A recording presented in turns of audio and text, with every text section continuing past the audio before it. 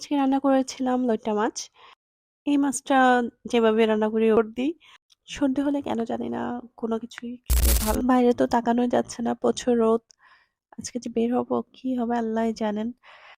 প্রচন্ড গরম আমার সহ্য হয় না। আমার গরমকাল একদমই ভাল লাগে না। বৃষ্টি আমার কাছে ভালো লাগে। আর শীতকালটা অনেকটা ভালো। বাট আমার কয়েকবার সর্দি আসবেই এই শীতের মধ্যে। এখনই আমার অবস্থা খুবই খারাপ। গলা ব্যথা, সর্দি। সন্ধে হলে কেন জানি না কোনো কিছুই খেতে ভালো লাগে না আমার কাছে। কোনো খাবারের টেস্ট পাই না। ঝাল আর টক এই ২ টা জিনিসই মজা লাগে বেশি। আর আজকে রান্না করেছিলাম লইট্টা মাছ। এই মাছটা যেভাবে রান্না করি ওভাবেই মজা। যেমন ভর্তা বানালেও মজা হয়, ভাজলেও মজা হয়। আবার টমেটো, ধনিয়া পাতা দিয়ে রান্না করলেও মজা লাগে।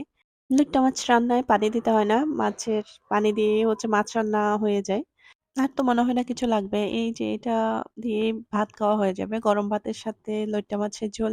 এই যে সামুদ্রিক মাছ, এটা কিন্তু অনেক ভালো শরীরের জন্য। আমার কাছে কোনো মাছই অপ্রিয় না।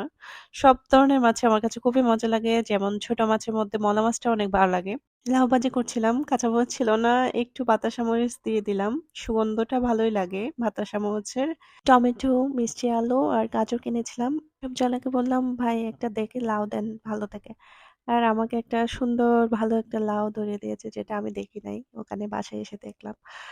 খেয়াল না করলে যা হয় আরকি। একটা কাজে চকবাজার গিয়েছিলাম। আর কেয়ারিতে গিয়ে যদি আমি চটপটি না খেয়ে আসি তাহলে তো আর ভালোই লাগে না।